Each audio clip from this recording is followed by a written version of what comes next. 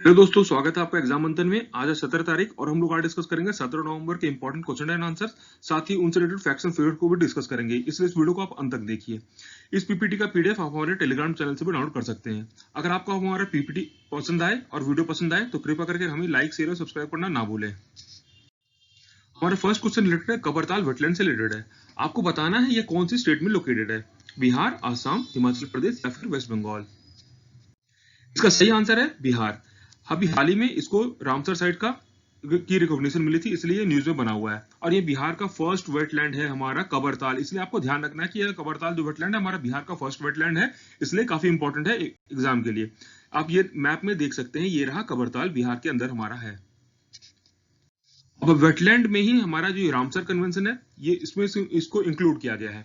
अब Ramsar convention होता क्या है, ये एक्चुअली एक कन्वेंशन साइन हुआ था 1971 में, रामसर कन्वेंशन, जो कि एक ईरान में एक प्लेस है, यहाँ पे साइन हुआ था, इसलिए इसका नाम पड़ा रामसर कन्वेंशन। अब इसके अंदर अंतर्गत होता क्या है, इसके अंदर जितने होता ये है कि जितने भी हमारे वेटलैंड्स हैं, जैसे कि इंडिया में बहुत सारे वेटलैंड्स हैं, हम आप देख सकते हैं, ये समर हो गया, सरसई हो गया, नांगल हो गया, ये पार्वती आगरा बर्ड सेंचुरी हो गया, ये जो अभी फिलहाल ऐड हुए हैं। तो इनके अंतर्गत जो इंडिया को भी है अपना काम करना पड़ेगा इनको कंजर्व करने के लिए, और उसके लिए इसको इंटरनेशनल कोऑपरेशन की भी जरूरत पड़ती है। तो इसलिए इस कन्वेंशन का काफी इंपॉर्टेंट है, क्योंकि हमें वेटलैंड को कंजर्व करना है। और ये इंडिया में इन्फोर्स कब हुआ, इंडिया में इन्फोर्स हुआ ये हमारा 1982 के अंदर ये इन्फोर्स हुआ था हमारा रामसर कन्वेंशन। और इसी के तहत हमारा एक मॉन्ट्रिक्स रिकॉर्ड भी आता है, जो भी काफी इंपॉर्टेंट है हमारे एग्जाम के लिए। इसके तहत मात्र दो हमारे पार्क आते हैं, दो पार्क की जगह दो प्लेस आते हैं, एक होते हैं कैलेडोनियन नेशनल पार्क और एक लोटक लेक आता है, दो वेटलैंड हमारे जो हैं। मॉन्ट्रिक्स रिकॉर्ड अब होता क्या है, मॉन्ट्रिक्स रिकॉर्ड होता है वो है कि जो वो वेटलैंड होते हैं जिनके अंदर भी इकोलॉजिकल चेंजेस हो रहे हैं या फिर हो चुके हैं, उसको इसके अंतर्गत रखा जाता है। इस रामसर कन्वेंशन पे हमने और एक और क्वेश्चन फ्रेम किया है, जो अभी आप आगे देखेंगे। हमारा नेक्स्ट क्वेश्चन रिलेटेड है केवी कामत कमेटी से रिलेटेड है, जो कि हाल ही में आरबीआई के द्वारा बनाई गई थी। इसका सही आंसर आपको बताना है। फर्स्ट ऑप्शन है parameters for restructuring of loans impacted by the कोविड-19, classification of banks by size of for potential merger, option C is revision of monetary policy framework of India, option D है Indian financial services centre authority regulation 2020। इसका सही answer है केवी Kamat committee बनाई गई थी हमारी, loans को रिस्ट्रक्चर करना था, क्योंकि कई सारे हमारे जो कंपनीज हैं वो लोन्स को हम लोग अभी पे नहीं कर पा रही थी कोविड के कारण। तो इसलिए जो है इसी कारण हमारी कमेटी बना गई, केवी कामत कमेटी बनाई आरबीआई के द्वारा, जो पैरामीटर डिसाइड करेगी कि लोन का रिस्ट्रक्चरिंग किस आधार पे होगा। इसलिए काफी इंपॉर्टेंट है हमारे एग्जाम के लिए। आगे बढ़ते हैं। अभी हाल ही में ये जो गुड फ्राइडे एग्रीमेंट है, ये भी अभी न्यूज में काफी बना हुआ है। ये आपको बताना है ये किस से रिलेटेड है। ये फर्स्ट ऑप्शन है cease fire agreement between Israel and Palestine, option B is border agreement between Canada and USA, option C is establishment of diplomatic relation between Israel and Arab governments, option D है peace agreement for Northern Ireland. तो सही answer है इसका D, peace agreement for Northern Ireland इसका सही answer है। ये good Friday agreement किससे रिलेटेड है, ये हमारा रिलेटेड है peace agreement for Northern Ireland. अभी ये न्यूज में क्यों बना हुआ था, क्योंकि हमारे जो बिडेन है यूएसए के जो अभी प्रेसिडेंट बनने वाले हैं, उनको इनवाइट किया गया था ब्रेक्जिट और गुड फ्राइडे एग्रीमेंट का जो इंपैक्ट पड़ेगा यूएसए पे, तो यूएसए में ही उनको इस पे डिस्कस करने के लिए बुलाया गया था। ये गुड फ्राइडे एग्रीमेंट हमारा है क्या, गुड फ्राइडे एग्रीमेंट एक्चुअली हुआ, इसका दूसरा नाम है बेलफास्ट एग्रीमेंट भी इसको बोलते हैं। ये 1998 में हमारा साइन किया गया था। और इसके अंतर्गत जो हमारे आयरिश में, मतलब कि हमारे यहाँ पे जो, जैसा कि आप मैप में देख सकते हैं, आयरलैंड हो गया, नॉर्दर्न आयरलैंड हो गया, यहाँ पे काफी रिवोल्ट चल रहे थे, जो ब्रिटिश ऑक्यूपाइड जो टेरिटरी थी उसके, उसमें तब ये हमारा साइन हो गया। और उसमें कैसे रूल करना था, कैसे गवर्न करना था ब्रिटिश गवर्नमेंट को, इसके साइन करने के बाद उसको वायलेंस को कर्व किया गया था। तो ये हमारा एग्रीमेंट साइन हुआ था, तो ये एग्रीमेंट का नाम है गुड फ्राइडे एग्रीमेंट। और जिस दिन साइन हुआ था उस दिन गुड फ्राइडे था, इसलिए इसका नाम पड़ा गुड फ्राइडे। इसलिए भी हमारे इंपॉर्टेंट है काफी एग्जाम के लिए। आगे बढ़ते हैं। हमारा नेक्स्ट क्वेश्चन रिलेटेड है साइटोकाइन स्टॉर्म से रिलेटेड है। आपको बताना है ये किस चीज से रिलेटेड है, क्या ये एक एस्ट्रॉइड है, या फिर एक स्टॉर्म है साउथ चाइना सी में, या फिर एक इम्यून रिस्पॉन्स है हमारा शरीर का, या कोई नया अंग है शरीर का। उसका सही आंसर है ये हमारा इम्यून रिस्पॉन्स है शरीर का। अब ये न्यूज में क्यों था, न्यूज में एक्चुअली हुआ क्या कि जो हमारे कोरोना वायरस में होता क्या, हमें रेस्पिरेटरी फेलियर होती है, लंग्स में ये इन्फेक्शन होता है। तो कई सारे रिसर्चर्स और डॉक्टर्स बोल रहे थे कि साइटोकिन स्टॉर्म इसके लिए जिम्मेदार है। हमारे इसके रेस्पिरेटरी सिस्टम के फेलियर का। लेकिन अभी हाल ही में एक रिसर्च पब्लिश हुई है, उसके मुताबिक ये हमारा साइटोकिन स्टॉर्म कोई इससे रिलेटेड नहीं है हमारे रेस्पिरेटरी सिस्टम के फेलियर से, इसलिए हमारे न्यूज में अभी बना हुआ है।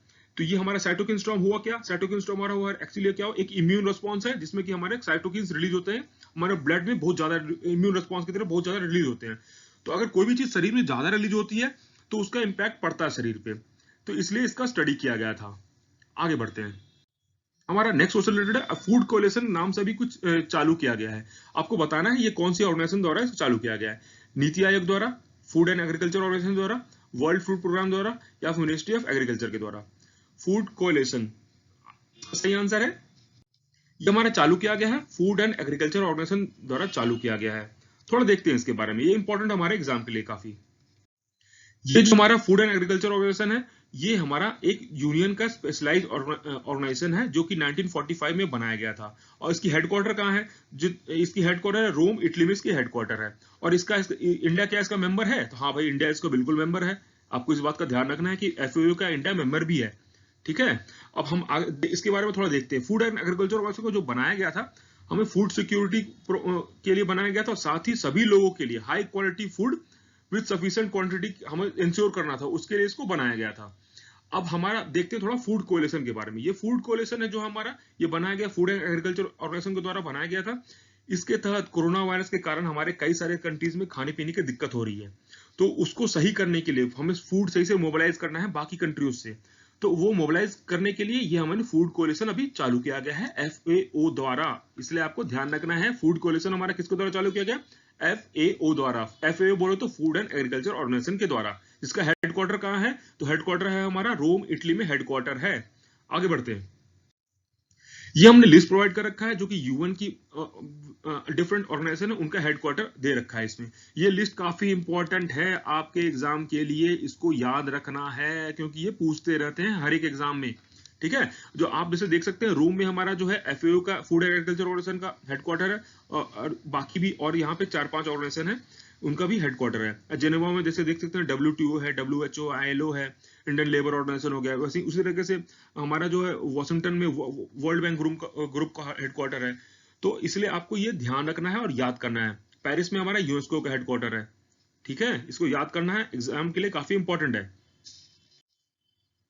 हमारा नेक्स्ट क्वेश्चन रिलेटेड है मुंडा रेबेलियन से रिलेटेड है। अब ये न्यूज में क्यों था? तो हमारे प्रधानमंत्री जी ने बिरसा मुंडा को जयंती पे ट्रिब्यूट प्रोवाइड किया था, इसलिए न्यूज में बना हुआ है, ठीक है। इसका फर्स्ट ऑप्शन है it is also known as the great tumult, और सेकंड ऑप्शन है the rebellion was against the land policies of the Britishers. इसका सही आंसर क्या है? इसका बोथ सही आंसर है।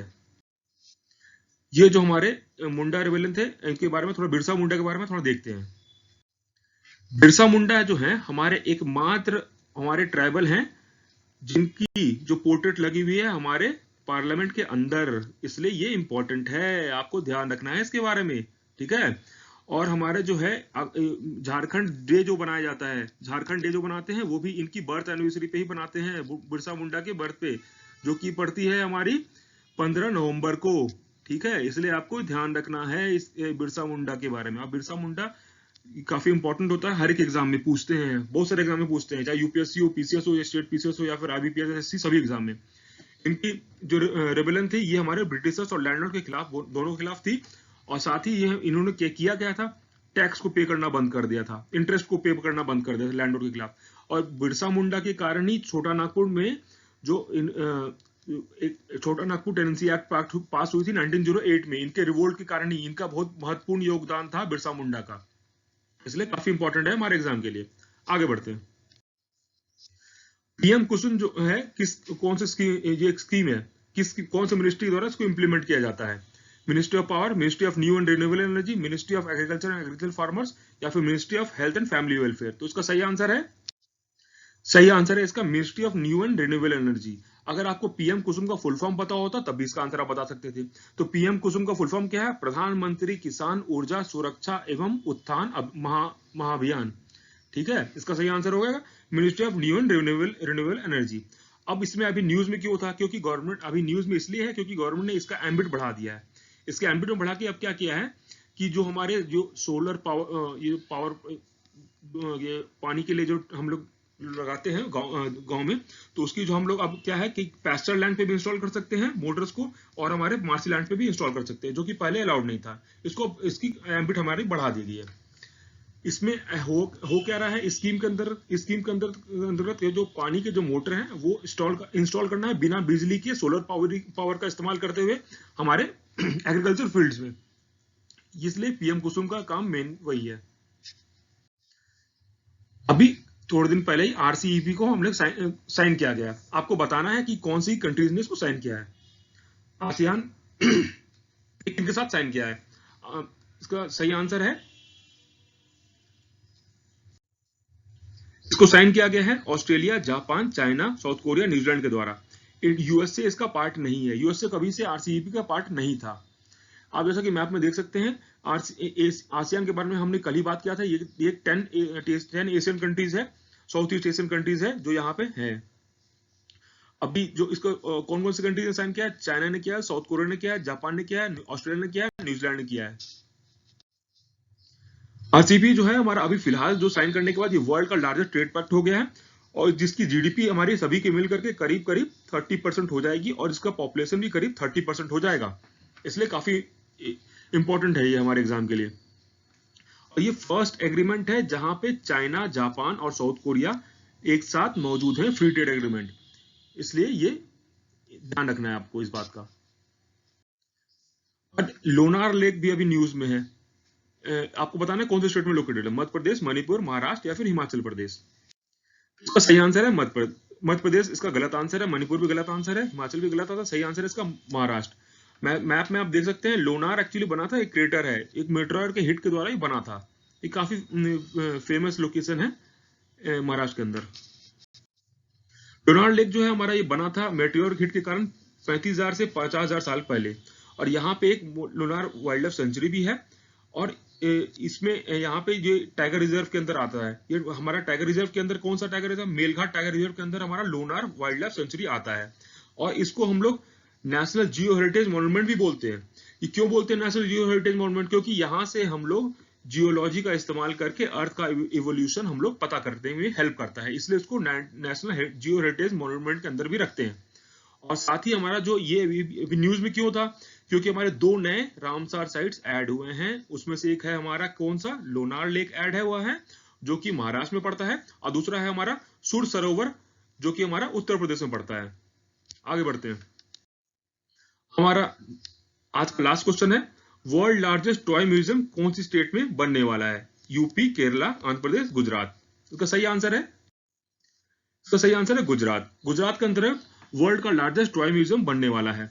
और इसके अलावा गुजरात के कुछ और फैक्ट्स देखते हैं। गुजरात भी हमारा फर्स्ट स्टेट है जहां पे गुजरात के हाईकोर्ट ने लाइव स्ट्रीम किया था अपने कोर्ट प्रोसीडिंग्स को, इसलिए ये हमारा फर्स्ट स्टेट है लाइव प्रोसीडिंग्स कोर्ट के लाइव स्ट्रीम करने वाला। और गुजरात में ही फर्स्ट सी प्लेन सर्विस चालू हुआ है इंडिया का, आपको ध्यान रखना है। इसी के साथ हमारा क्वेश्चन आंसर का सेशन समाप्त होता है। आशा करते हैं आपको हमारा वीडियो पसंद आया होगा।